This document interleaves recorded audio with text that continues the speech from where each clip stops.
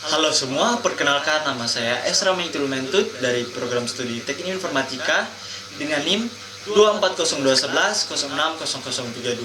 Dan pada video kali ini, kami dari kelompok 5 akan mempresentasikan hasil kerja kelompok kami terkait tugas kelompok mata kuliah Sistem Informasi, yaitu Sistem Informasi Penjualan atau Sistem Point of Sale, atau juga bisa disebut Sistem POS.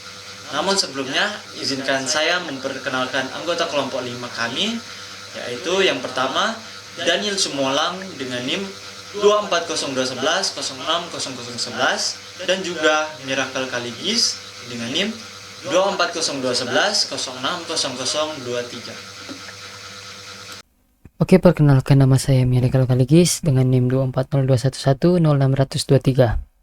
Dan kali ini saya akan membahas mengenai latar belakang aplikasi dan tools yang digunakan.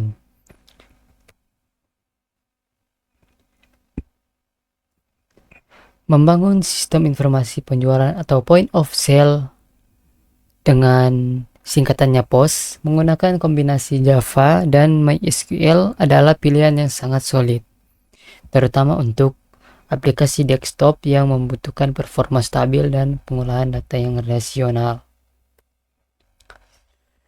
Berikut ini adalah uraian mengenai latar belakang serta tools yang dibutuhkan untuk pengembangan sistem tersebut. Yang pertama adalah latar belakang pengembangan sistem POS.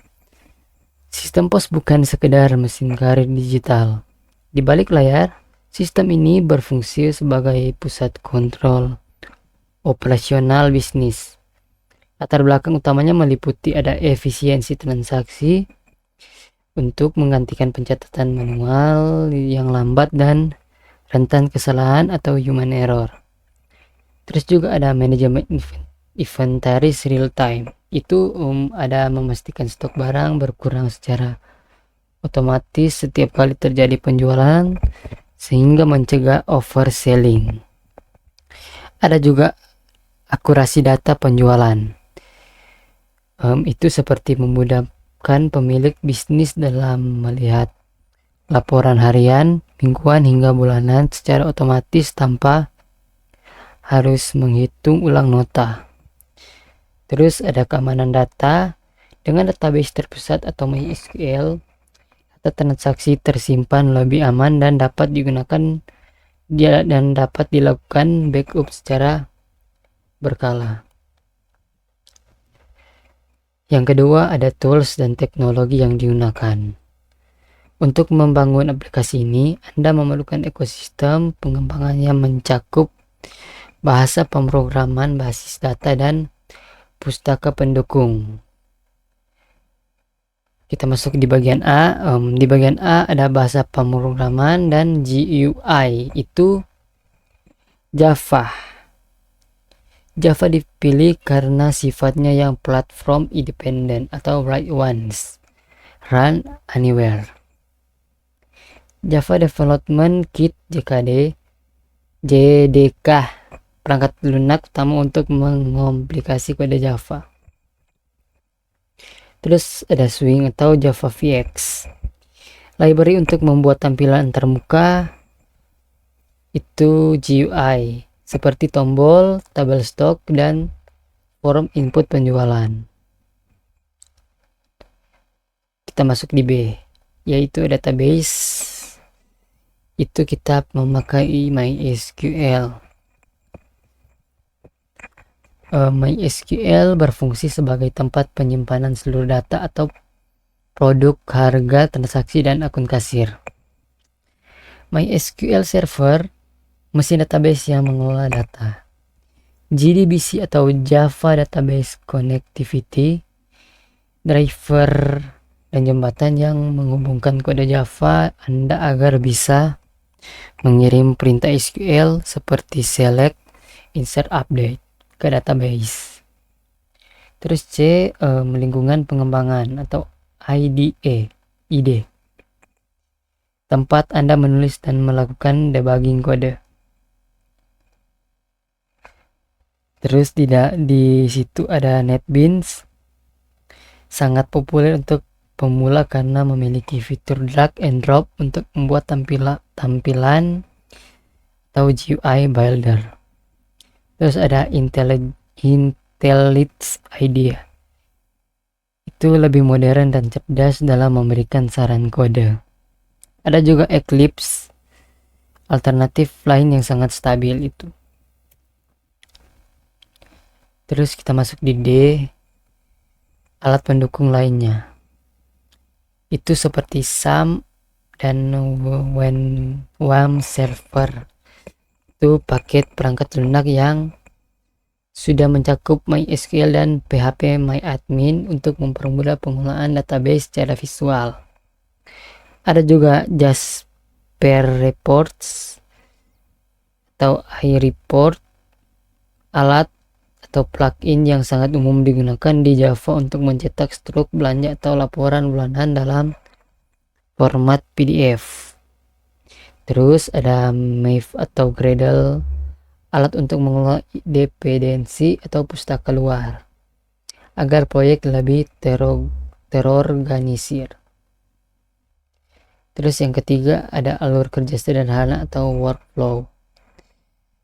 Itu ada input, yaitu kasir memasukkan barcode atau nama barang melalui GUI Java. Ada proses Java menghitung total belanja dan mengecek ketersediaan stok di MySQL. Terus ada output atau keluar. Data transaksi disimpan ke tabel penjualan, stok di tabel barang berkurang, dan struk dicetak melalui Jasper Reports. Perkenalkan, saya Daniel Henry Semulang dengan NIM 240211060011. Saat ini saya akan melakukan demo untuk aplikasi yang sudah kami buat, itu aplikasi sistem point of sale atau kasir. Di sini disediakan dua file, yaitu dbPostSQL untuk database-nya, kemudian file aplikasinya. Di sini .jar karena kami menggunakan aplikasi Java. Langkah pertama adalah mengimpor database untuk SQL-nya ini, diimpor ke localhost. Di sini jangan lupa untuk start MySQL di XAMPP, kemudian masuk ke localhost PHP-MyAdmin, kemudian impor file SQL tadi yang ini. Kemudian setelah diimpor akan dimunculkan dbPost di bagian sini yang terdiri dari 3 tabel, yaitu detail transaksi, produk, dan transaksi. Dan langsung saja ke dalam aplikasinya, masuk ke sistem pointofsale.jar, klik 2 kali.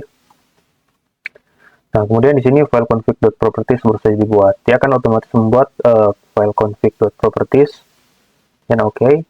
Di sini aplikasinya langsung terbuka dan muncul file config.properties.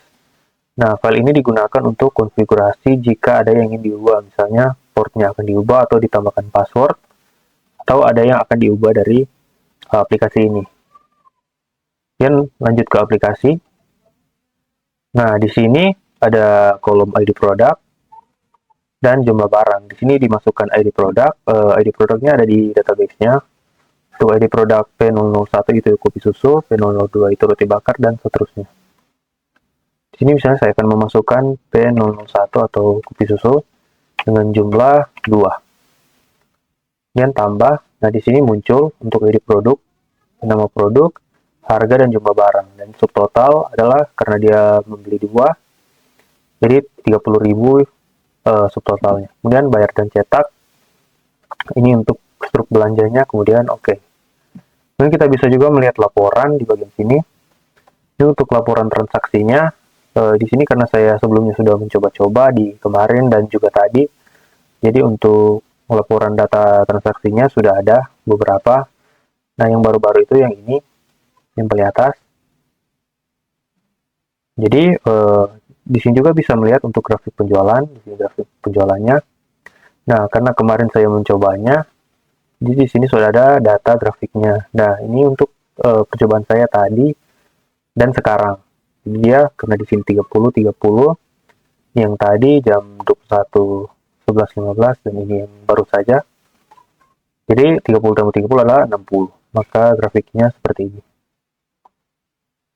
Nah, sekian untuk demo aplikasi yang sudah kami buat. Terima kasih. Baik, kita masuk ke dalam penjelasan source code dari aplikasi kasir ini atau sistem POS ini. Jadi yang pertama ini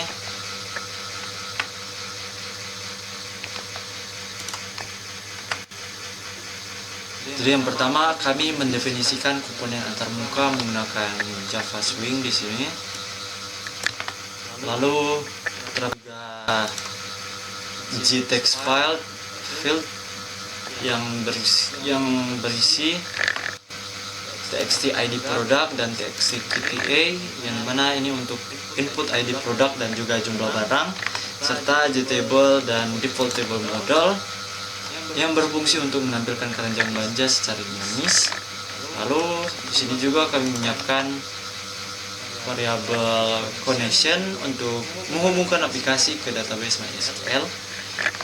Ada variabel total belanja yang berfungsi untuk menyimpan akumulasi harga, dan sebuah array bernama keranjang belanja untuk menyimpan data transaksi sementara sebelum disimpan ke database.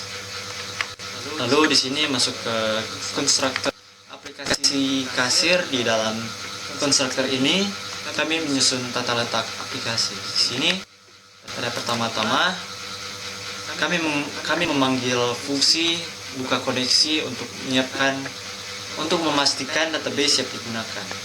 Di sini juga kita menggunakan border layout sebagai skema utamanya. Di sini ada bagian atas atau node yang digunakan untuk panel input. Di sini panel inputnya. Juga di sini pada bagian tengah atau senternya di sini untuk tabel daftar belanja.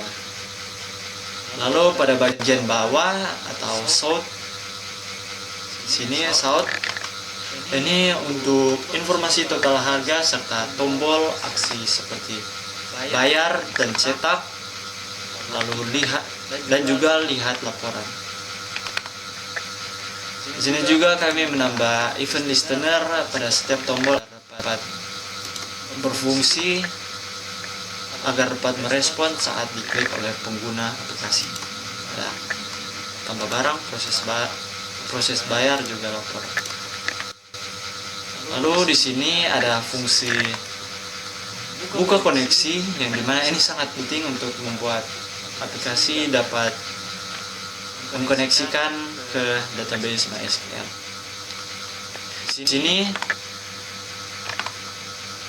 Di sini kami membuat agar kode ini dapat memeriksa apakah file config properties ini ada atau tidak. Jika tidak ada atau belum ada, aplikasi kasir ini akan otomatis membuat file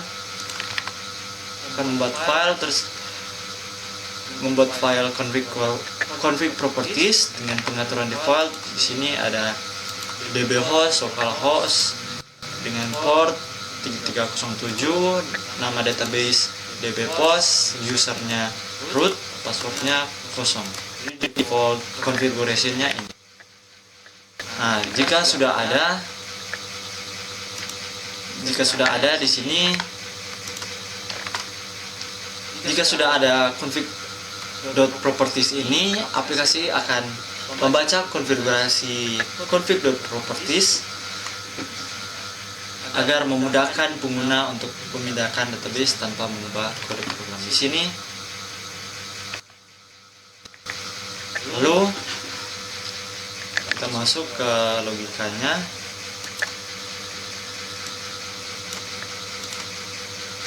Kita masuk ke logika sini, ke logika menambah barang. Jadi di sini program akan mengambil ID produk di sini. Akan mengambil ID produk dan mencari datanya di tabel produk pada database dan prepare statement di sini. Nah, di sini jika barang ditemukan di sini, sistem akan memvalidasi stok. Jika stok cukup, data akan dimasukkan ke dalam tabel guide dan array list keranjang. Di sini jika stok tidak, jika kuantitas barang yang akan dipesan lebih besar daripada stok, ini outputnya stok tidak cukup. Jika stok cukup, data akan dimasukkan ke dalam tabel guide dan array list keranjang. Sini ada di dalam array list keranjang belanja.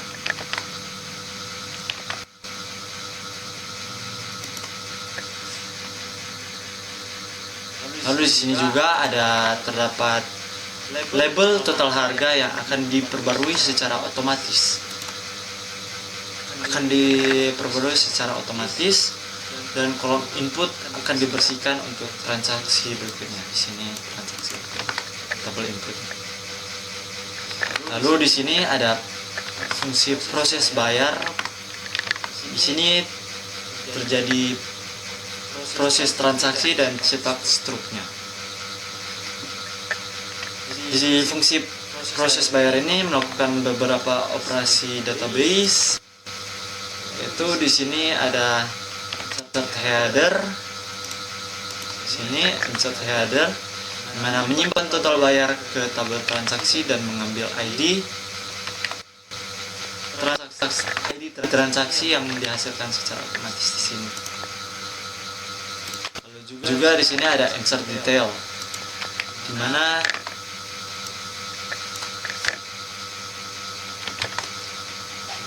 ini mengiterasikan semua barang di keranjang list itu untuk disimpan ke dalam tabel detail transaksi. Lalu di sini juga ada update stock untuk mengurangi stok produk di database berdasarkan jumlah barang yang dibeli. Lalu ada bagian terakhir ini untuk cetak stok. Nah, di sini setelah data tersimpan, di sini sistem akan merangkai teks struktur belanja yang ini menggunakan string builder dan menampilkan cetak stok ini melalui dialog pop up di sini.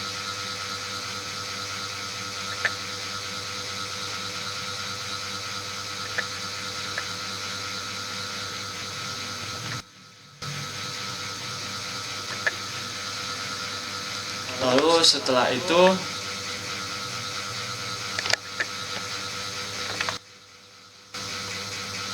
keranjang akan dikosongkan kembali. Di sini menggunakan font monospace dengan ukuran 12 agar terlihat seperti font kasir pada umumnya.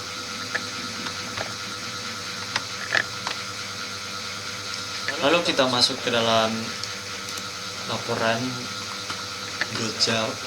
form.java. Di sini kelas ini bertanggung jawab untuk menampilkan rekapitulasi data rekap dari data penjualan. Di bagian konstruktor ini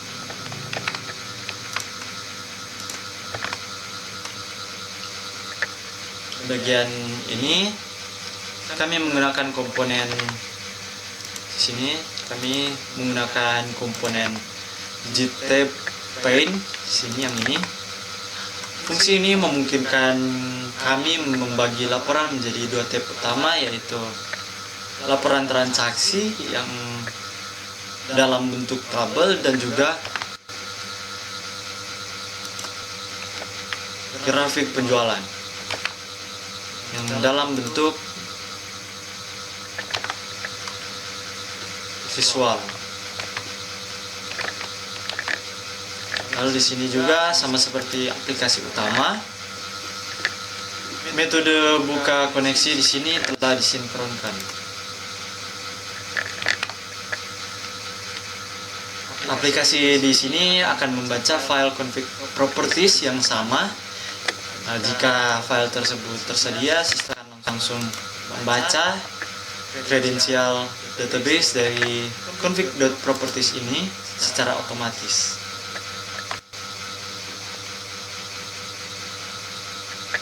Ini untuk memastikan kalau bahwa laporan itu selalu mengambil data dari sumber database yang benar dan konsisten. Dengan kata lain di sini konsisten dengan bagian kasir di sini, dengan aplikasi kasir.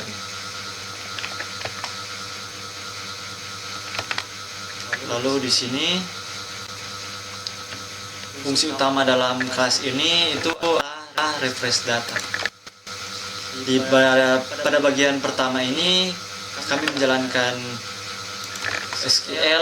query SQL select all from transaksi order by tanggal desk yang diurutkan berdasarkan query SQL select all from transaksi. Di sini yang diurutkan berdasarkan tanggal terbaru. Lalu data ini dimasukkan ke dalam div data table.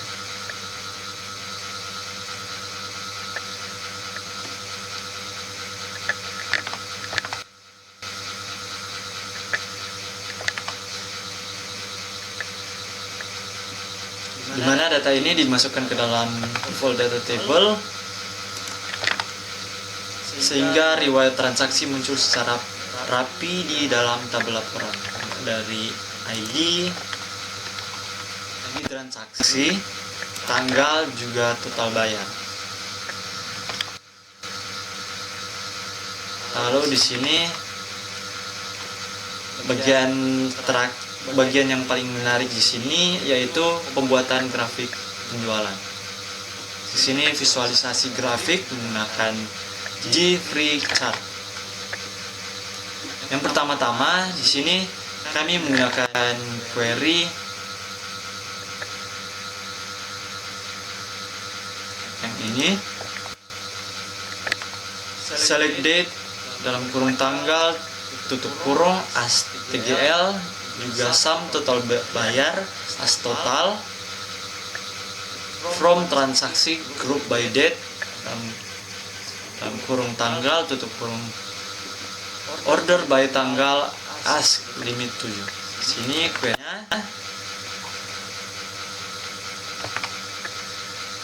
sini by date untuk menjumlahkan seluruh omset penjualan per hari dalam 7 hari terakhir ini. Lalu data tersebut disimpan ke dalam kategori dataset ini, default kategori dataset. Lalu terakhir kami memanggil chart factory di sini. Chart factory ini chart factory.create bar chart menggunakan library G-Free Chart untuk menghasilkan grafik batang atau bar chart yang informatif. Grafik ini dimasukkan ke dalam chart panel dan ditampilkan pada tab aplikasi.